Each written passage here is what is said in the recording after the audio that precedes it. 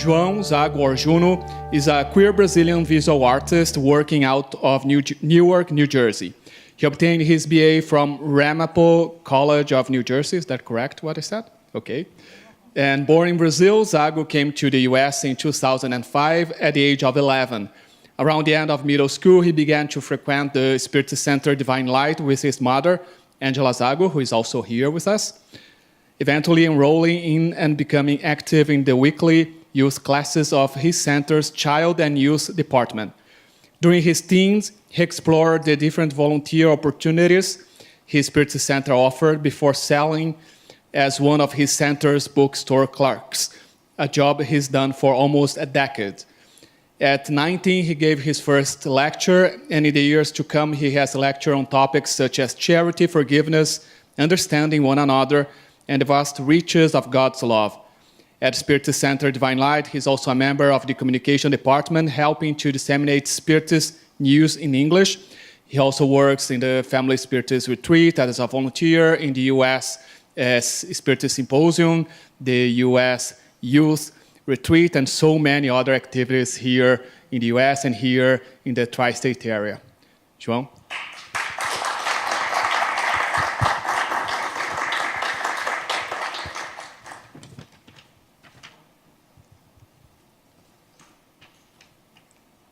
Hello, thank you for coming.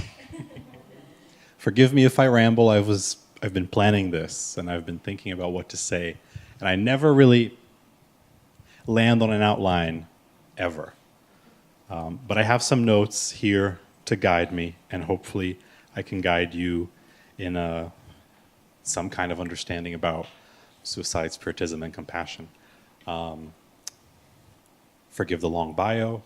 I'm an artist, and that's kind of one of the things we just do. We build it out. We pad it out with as much as we can. I guess I may begin my lecture with a kind of interesting statement to some of you, but suicide is a very attractive prospect in today's world for the simple being that we live in a very materialist kind of world, a world that values material successes more than it values personal and spiritual ones. And so if a lifetime is all you get, and in this lifetime you have the first 2 decades of your life to work towards making sure the next 3 or 4 decades are good, and you don't seem to get it by the time those 2 first decades are up, the prospects begin to look down really easily. I want to highlight something that kind of bounces off what Mariana and Sarah said, that suicide rates amongst young people across the world are immense. And this more than likely has to do with the fact that these are people who are under a lot of pressure constantly, a lot of pressure to succeed in a materialist sense. They are in pressure to find good jobs and to start healthy families and to provide for the people that provided for them. And how do you do it when there's only so many hours in a day and there are so many different kinds of pressures hitting you from this direction and that direction? And so it's very easy if you have the misguided perspective that life ends at, standard 85, lucky 90, very lucky 95 and up. But the thing is that suicide, like it was mentioned before, and I may repeat a few things, but this is because these are truths we've learned from Spiritism, and it bears repeating. Suicide isn't the end of life, because life doesn't end after life, death. Life doesn't end. Death is not the end of life, is what the big picture here is. Life continues after death. In fact, life doesn't stop. One kind of existence ends for another to resume, and we pause that one to start this kind of existence again in a new reincarnation. We progress linearly, I think. which is to say, in the Spiritist doctrine, we learn we get better over time. And it takes a long time to get better. If it takes a long time for a person to get better, it takes even longer for a group of spirits, even longer for a community, even longer for a country. Which is to say that we're going to get there, but it takes a while. And what suicide isn't you going backwards. What suicide is stopping for probably a long time. Because what we don't realize when we are in the, well, I haven't been, so I can't say we. What people who commit suicide or contemplate suicide may not understand. Or they do, and they're just really clouded with really strong emotions. Is that, if you can't hear me, let me know. What they may not be realizing at a point in their lives when they hurt, or where they are confused, or when the kinds of successes that they think they should achieve aren't coming easy or are being swept off from their feet. Where was I going with this? Whenever progress seems to sort of like halt and you decide to take your life, you're kind of prolonging the period of time you're going to get to have this experience again, right? So this is it's a hard-earned privilege to be incarnated. We don't realize it because we forget everything, most things, but we more than likely fought, argued, begged, cried with somebody in some department in the spirit world to be in this body we're in now, to be in the family we're in now, to tread the journey we're supposed to tread. And so when we hit what we think is an unpassable roadblock and we end it short, we're not quick starting the next one. We're prolonging the opportunity. Because on the other side, really what they're looking for is for us to finish. Sometimes we don't finish everything, but if we cross the finish line each and every time, the next chapter is going to be, more easily attainable. If we don't finish a chapter, because that's what a life is not a whole book. Your existence is an endless book. A life is just a chapter. Perhaps, in the long run, a mere page you turn. If you can't bear to turn this page, they're not going to give you more as often as you think. The next life is going to be labored over. To the point where if you commit suicides in a row, they'll say, okay, we got to the point where you can't incarnate and see that existence to the end. So you're going to incarnate, and you're going to have severe limits put onto your body, whether physically, mentally, so that you literally cannot take your own life or convince someone to do it for you. Because that's the only way we're going to see this chapter out.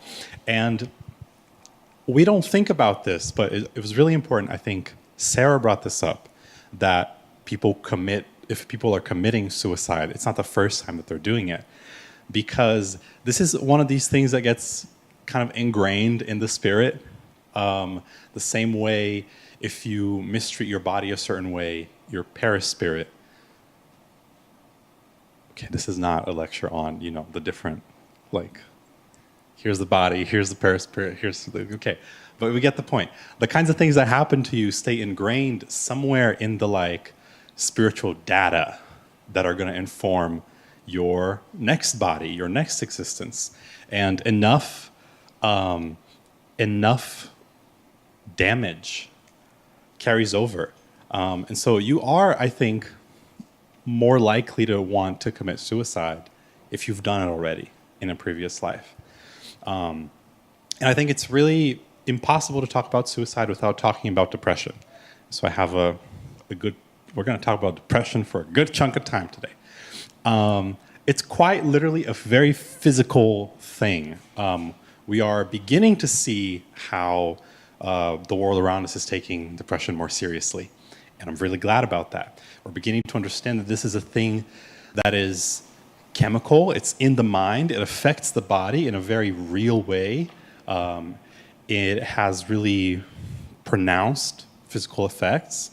You know, for most people whose only relationship to depression is the actor portrayal in the commercial, it can seem like, well, it's some mother of two at home who like can't cook dinner, you know? But depression is also a mother. The fact that depression is also a mother of two at home should say something, because this is a person who should have a purpose in life to live. And it doesn't mean depression takes away your purpose. It just means it's like an added thing you kind of have to, you know, when you go to bed and you shed your layers and you like try to relax. Going about your day to day with depression, it's like you don't take off the very heavy coat. You kind of go on and you walk around and you move through your day in a very uncomfortable way with a heaviness that you don't know how to get off, but you feel and it affects you. Imagine going through your daily life in the summer with the same coat you wore during the winter. That uncomfortable heaviness, that sweating, that stifling, the kind of feeling that you can't breathe. I want to say that's close to what, you know, going day to day with depression is like. It's palpable. You can feel sadness. And sadness is a very important teacher to us in life. Without sadness, you can't really understand happiness. Without sadness, you can't really gain perspective on the kinds of mistakes you're making that affect you on a daily life. But too much sadness can become comfortable. It can become something you settle in a little easier over time. And so being able to catch yourself in the moments of sadness when all you seek is more sadness is really important. Because while it is an important teacher, it can become pathological. And I think that's where we start to, you know, get into the realm of depression. And I say this, and this is really, it's really relevant right now, especially to how Mariana spoke about being connected all the time and not really having a way out of always knowing what's going on with the world. You know, you hear one really tragic news after one really tragic news. When you see something nice happening on your timeline, you're like, I don't care about this. There's more important things happening. You know, there's like people, you begin to seek this out, right? And when you're kind of bombarded with these things, the way out isn't really obvious. And it's not that the way out is to remove yourself from sadness completely. No, be in it, learn with it, because that's what it's there for. It's there to be your teacher. But understanding the kind of balance you need to seek out.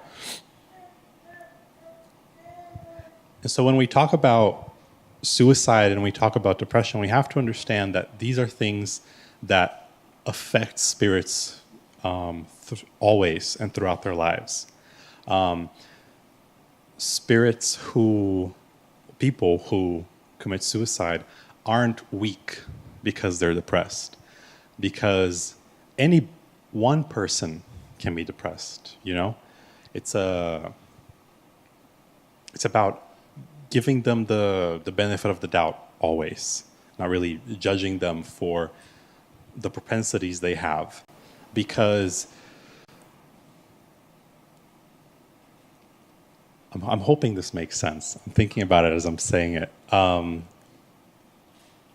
Sort of writing off a person with depression as just sort of like more likely to commit suicide, or thinking that they can't do it for themselves, isn't giving them the vote of confidence they need to get through it. You can get through it with depression. It's just that heavy coat. You can make it through the summer with your heavy coat on. It'll be really uncomfortable, and it would be really better if you took it off. But some people can't. I don't know what they did. They zipped it up and locked it right here and lost the key. But they can still walk. They can still do things. They can still do everything. They're just having a harder time. And so I was also really glad that, what's your name again? I forgot. Gabriel. I was really glad with what Gabriel read earlier in the lecture, before the lecture started, because I was reading the Gospel according to Spiritism, and chapter 5, Blessed are the Afflicted. There's a really wonderful message where, in summary, really, we are explained to be God's instruments here on this earth to help perhaps lighten the load of the next person who's suffering, rather than be the person who makes sure they're going through that suffering. I don't know if that makes sense. It makes sense that you should read it, chapter 5 of the Gospel according to Spiritism. But the opportunity we have on this earth, surrounded by people who have problems like us, isn't to keep them hurting because we're hurting, if that makes sense. It's to always try to extend a hand, no matter what. To be an instrument to, not to remove suffering, because in the world of trials and expiations, things like suffering and sadness are amazing teachers. Because without them, we don't gain perspective on the kinds of things that, we really need to improve on to do that linear progress thing. But compassion is key. And maybe you can't take away what a person is suffering from. You can't do away with the suffering. Maybe you can't do away with the way they feel. But you can be a positive influence. You can be I don't want to say a beacon of light, because maybe that's a lot. To be a beacon of light to someone else. God should be our beacon of light. But to be someone else's reminder that things can be better, or be someone else's confidant that, not that life isn't as bad as we think it is, because sometimes it gets rough, but to, the shoulder, I guess is what I'm trying to say. To be someone else's shoulder is a really powerful mantle to take on. In fact, it's a really important, it's a privilege to be the kind of friend, or to be the kind of person that other people seek out when they need help, or when they need someone to talk to, or when they need advice.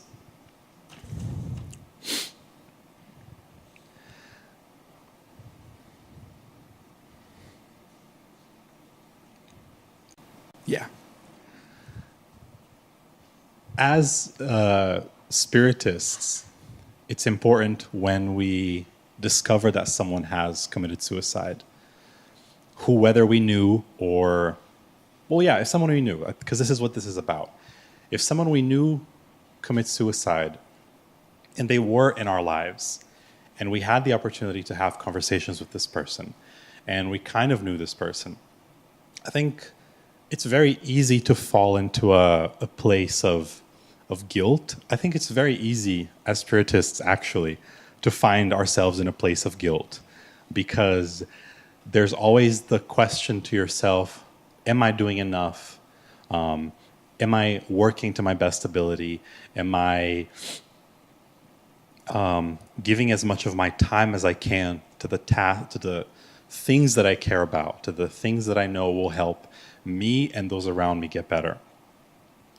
But the thing that's great about Spiritism, about life in general, is that we're not omniscient. We don't know everything. We can't know everything. I don't think our brains can handle that. You know, we don't forget everything, but we don't remember it all at once either. So we are limited creatures in the kinds of things we know, in the kinds of things we feel.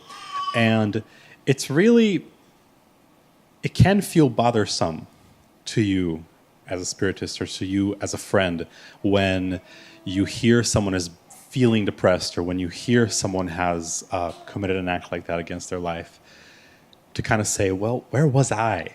What was I doing? Like I was right. Like I was right there the other day. Like, what? Didn't I see? Were there any signs? Couldn't I have acted differently? Couldn't I have said something? Was it me? Did I say something wrong? And it doesn't really go away.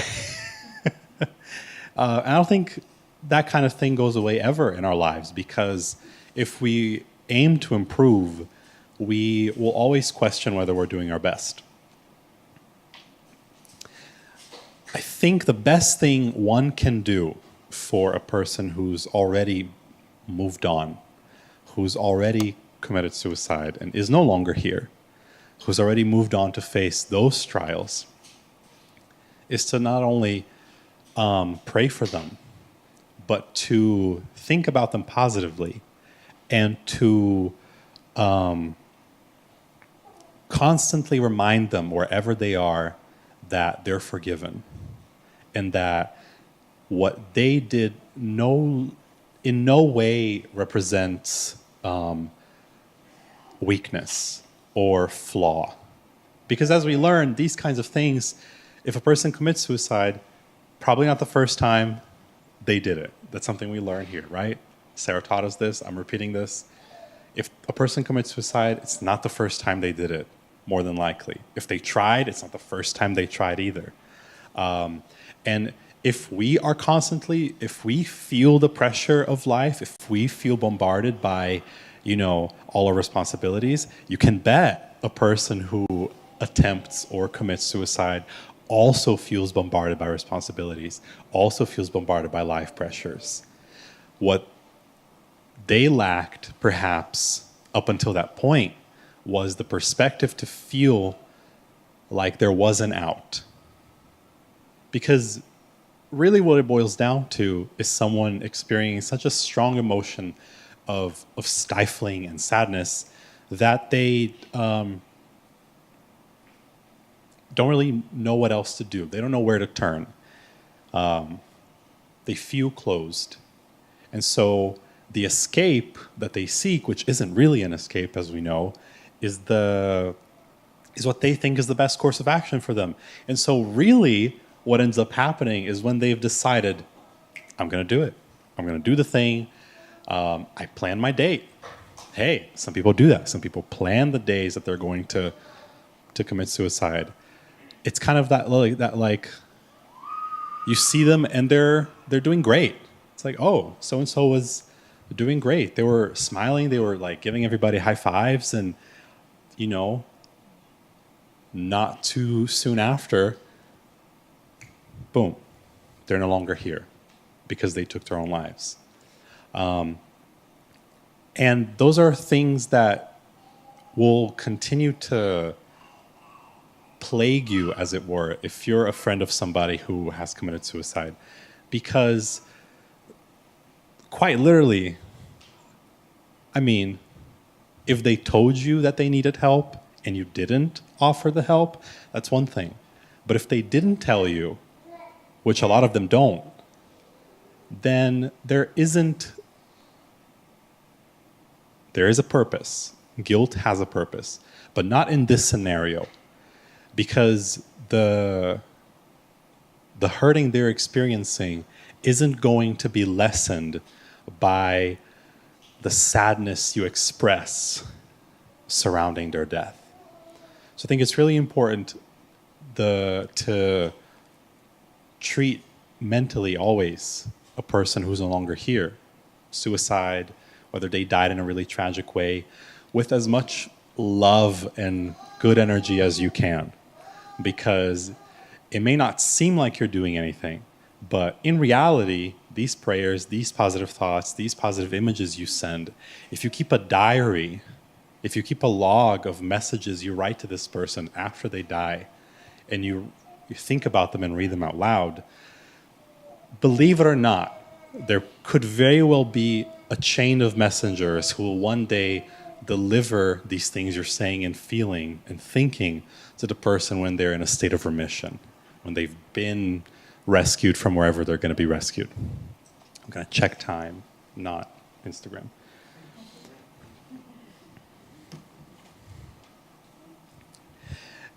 And so suicide is not something easy for the people who commit it, for the people who attempt it.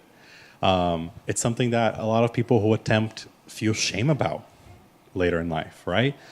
You see kind of interviews with people who've committed suicide, who've tried to commit suicide. And they talk about the moment when it could have happened, the moment where death could have come. They were hit with a pang of clarity about what really was going on in the action that they were about to commit. And if they have the opportunity to live after that, they usually change themselves. And our position as Spiritists should always be, in any case, to offer compassion and to offer understanding to a person who is in this position. In the Spiritist Center and in the studies I've had the opportunity to coordinate when Julio isn't there to coordinate them, I've led discussions on suicide, and I've immediately disclaimer alert. I apologize ahead of time, because if I sound like I'm talking too naturally or too, comfortably with the subject, it's because there, in fact, was a friend in my life who committed suicide some time ago, and whose death I had the opportunity to analyze and think about and mull over so much. These are answers you don't get. Something tragic can happen, and you can immediately go to a trusted source like the Spirit's book, and you can read it. But in that moment, what you may find is that answer can feel kind of distant and kind of cold. It can feel so academic, like, hold on a second, God doesn't help those who, have committed suicide because they lack courage. How does this work out? How does this pan out? What we have to do is we have to always read about this information. I think the way to prepare for death, to prepare for your own or anyone else's around you, is to be comfortable with the thought that it's going to happen, number one, and to understand that for as much as suicide is such a heavy, loaded thing that happens,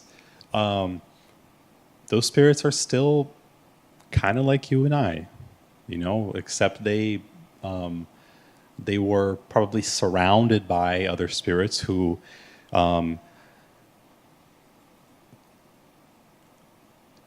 kind of drove them in that inspiration to end their life. And whenever they do it, they find themselves pretty alone. And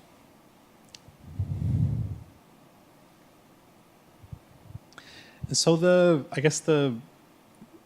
final message, which is I don't know if I could talk about other experiences, but I think I don't want to drag on too much. The really big thing I wanted to, hit home run with you all today was to always remember to position yourself in the lives of other people, whomever these people are, as a compassionate person and as someone who can lighten someone's load, not by taking it off their shoulders, but by providing them with the sense that they can breathe better around you. And I think the message I got from reading that chapter in the Gospel according to Spiritism is that if you could be the positive force in the reincarnation of someone who's going through a lot, why wouldn't you? You know, if you are going through a lot in your incarnation, you value when you find a person who makes you feel like for that moment you're with them, that you can breathe better, that you can sort of hang up your depression summer heavy jacket and have that moment with this person before you put it back on and go, you know, brave the world with the thing that you were given. And so these things are all interwoven with the way life works. I don't think we're going to see a drop in suicide rates until we can operate on a societal scale in a less materialistic point of view. I don't think we're going to see a drop in suicide rates amongst groups of people who are living highly materialistic lives until they come to the conclusion that this isn't what all life has to offer. I wanted to also say that if you are someone who is hurting or someone who you can notice and feel that depression closing in or tightening in or becoming more stifling, if you don't let others know you are in need of help, those people have no way of helping. And so the friend I had who committed suicide in 2016 was a person who didn't appear, and this is classic, oh my God, classic story of like, we couldn't have known. Well, duh. You could never have known because they never said anything. They would never say anything. They would never go through the lengths of inconveniencing another person about their pain. And that can be us at any time of day. You know, you see you live at home with a family. A lot of us do, not all of us do. But if you live at home with a group of people and you see that they're having a bad day, instinctively you're like, I'm not going to tell them about, you know, this bad experience I had today because they look like they're having a really bad day. You know, just the other day my mom keeps finding out about, you know, things I did or didn't do during college slowly. And so the other day I was telling her, oh, I worked really late in the studio a lot of the times because I was a painter. I am a painter. That's what I went to school for. And the facilities were open if you knew how to get in them. And, you know, I would paint until the late hours of the morning. But around sophomore and junior year, I lived in one of the buildings on campus that to get through, you had to cross a well-lit path, but to the left and to the right of it was all sort of like dark forest. And like, to go, it was sometimes it got scary. Sometimes it got really scary, you know, because there was like bear sightings on campus. You like turn around, there's a deer. You know, you turn around, there's a raccoon in a trash can. And so these are, you know, if you live in the city, you know, you turn around, there isn't an animal right there. And so the kind of like the fear of being alone at night in the middle of a forest, basically, was always with me when I came home from the studio. And my mom was like, why didn't you tell me? And I was like, oh, because I was, you know, in college, didn't want to like bother you with it. And she was like, but it wasn't gonna bother me. So it's one sort of related example of something that can affect you if you are experiencing something that affects you emotionally so strongly, but feeling like you're gonna be a burden to someone. Well, you know, don't we feel happy or a sense of accomplishment when we are able to unburden someone else with a really huge problem? Rest assured, if you trust someone and you lay on them the issue you're having, at the very least, they're going to try and help you out with it. And so this is for us to remember, and the kind of thing I wish I could tell, a friend or another who might have been in a similar experience. But I can't now. So I'm telling you all, and to those friends, I pray for them. And so should you for all your friends who are no longer here. So thank you for listening to me and rambling on with checking my notes and checking my phone for the time.